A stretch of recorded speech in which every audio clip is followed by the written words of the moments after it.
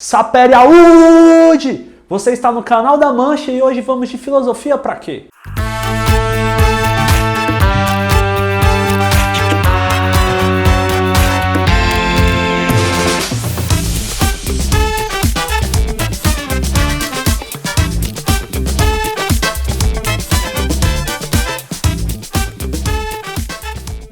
Na nossa última aula vimos Santo Agostinho como a liberdade e o esclarecimento liberta. Agora vamos para um texto da Idade Moderna, divisor de água, escrito por Immanuel Kant, que é a resposta à pergunta: o que é esclarecimento? Esse texto é de suma importância para o iluminismo. Ora, a própria pergunta, o próprio concurso foi feito por Rousseau, um grande expoente do iluminismo. E aqui Kant nos apresenta uma forma de pensamento genial, uma forma de pensamento em que articula dever e liberdade. Como assim dever e liberdade? Pensa comigo, você está num cargo, um chefe te dá uma ordem e você é totalmente contrário a essa ordem. Você falaria para o chefe ou falaria para os seus colegas? Ou falaria para as pessoas à volta? Ou falaria para o jornal? Se você fizer isso, você pode ser demitido? Ou não? Depende. Porém, o que ele vai esclarecer é o seguinte, meu povo. Esclarecimento significa sair da menoridade para maioridade. Menoridade, maioridade, como assim? Menoridade é quando você segue na tutela de algum pensamento, alguma pessoa que toma as decisões por você. Vamos viajar no tempo um pouquinho. Em 2013, 2012, mais ou menos, não lembro muito bem a data, tivemos um protesto de militares no Espírito Santo. Esse protesto tirou os militares da rua. O que aconteceu? Podemos ver lojas sendo saqueadas. Ora, como assim? Pessoas de bem, sem polícia, estão saqueando? São eles bandidos? Mas se são bandidos, por que estão saqueando? Porque está sem polícia? Então quer dizer que a diferença entre bandido e pessoa de bem é aquele que teme ou não a polícia? Outro exemplo. Aqui no Distrito Federal, onde eu moro, temos uma lei que obriga todo mundo a ceder lugares para pessoas com deficiência, grávidas e etc. Vocês devem estar cientes disso. Agora, se você está fora do banco, no banco que é separado para essas pessoas, você não é obrigado a dar o lugar. Você daria o seu lugar para uma grávida sentar?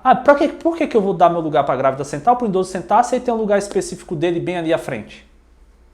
Nos últimos anos essa lei mudou, como eu falei, é todos os lugares. Por que precisamos de uma lei distrital falando que todos os assentos são assentos exclusivos para pessoas com deficiência ou grávidas ou gordos? Uai, precisamos de uma lei nos dizer o que fazer? Isso é a tutela que Kant aponta. Isso é estar na menoridade. Por que eu preciso dessa lei?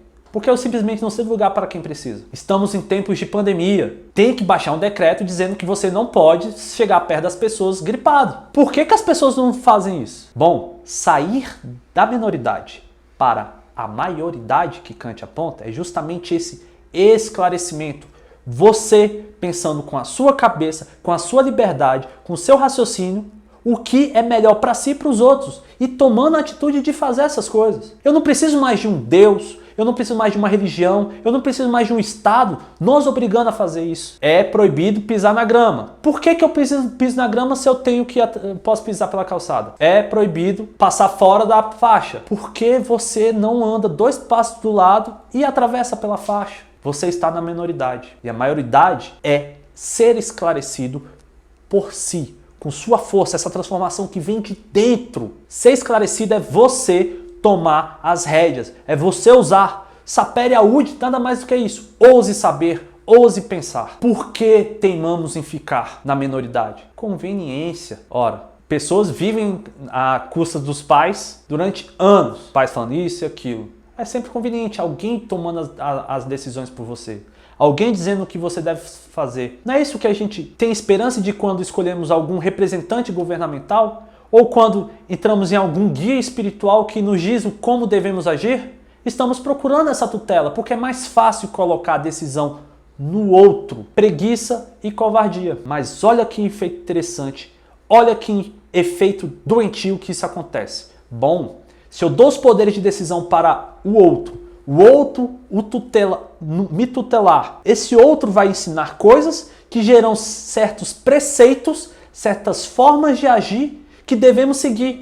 E essas formas de agir trabalham com tanta força que nós acabamos criando um preconceito em relação a isso. Se você não agir desse jeito, você está agindo errado. Isso volta contra nós porque nos faz mal. Olha o pensamento agostiniano na última aula. Essa tutela, por ser tão amorosa, acaba nos afagando de tanta forma que a gente não quer nos livrar dela. É mais fácil deixar o outro tomar a decisão. Esse amor é o que dificulta e é por esse amor que temos que nos transformar por dentro. Essa transformação interna é uma emancipação, é um ato de coragem. Sair da minoridade para a maioridade precisa de coragem. Coragem para romper os grilhões dos preceitos e de fórmulas. Podermos sair da minoridade, precisamos de liberdade. Liberdade para pensar. E liberdade para pensar é diferente de disciplina para aprender, de disciplina para seguir ordens, para seguir as regras da sociedade. Já volta aí. Vamos focar na liberdade. Tenta não pensar em um avião caindo. Você acabou de pensar em um avião caindo. Tenta não pensar em um pé de mangabeira. Nem sei o que é mangabeira. Tenta não pensar em política. Tenta não pensar na vizinha, no vizinho. Você acaba pensando. É impossível colocar grilhões na nossa mente. É impossível. Agora, se você dá liberdade e você pega essa liberdade e abraça essa liberdade para pensar, você começa a aprender por si, beleza? Kant vai diferenciar esse processo de esclarecimento, esse processo de pensar em público e privado. O privado é o mais próximo possível. É você e o seu chefe, é você e o seu pai, sua mãe, é você e seu casal. Quando você conversa com uma pessoa e te recebe uma ordem de um chefe, você pensa privadamente. Ele está errado, mas você tem que seguir a ordem. Porém, isso não te impede de poder apontar e falar: olha, se fazer desse jeito é melhor. Eu acredito que você deve fazer desse jeito.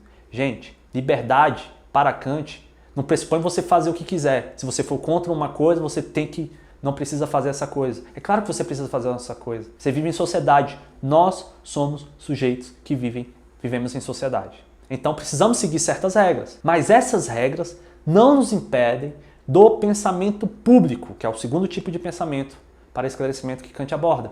O pensamento público é você poder falar para todos, falar para a sociedade o que eu estou fazendo agora, de como críticas podem ajudar, de como você pode trabalhar o pensamento. Teve um cara, na época de Kant, Frederico II, que ele disse o seguinte: todos os religiosos podem pensar o que quiser, contanto que me obedeça. Bom, temos um pensamento muito opressor aqui, mas deixamos de preconceito por um instante. Vejamos comigo. Ora, se eu quero que as coisas sejam feitas de uma forma, essa coisa tem que ser seguida. Mas eu tenho que dar liberdade para os meus conhecidos falarem: ó, senhor, o senhor está fazendo errado nisso. Tudo bem, entendi, mas faça mesmo assim. Por que isso? Kant que tem um pensamento de dever, um imperativo categórico muito forte. Hoje vivemos uma crise institucional em que nem o exemplo que eu falei, pessoas que sem a polícia não respeitam a legislação.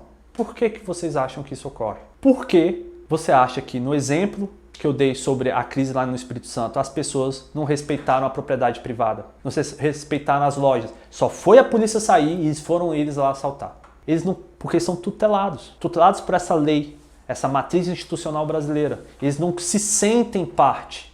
Eles ainda são menores de idade. Agora fica a pergunta: vivemos uma época esclarecida com todo esse tipo de informação? Não vivemos uma época esclarecida.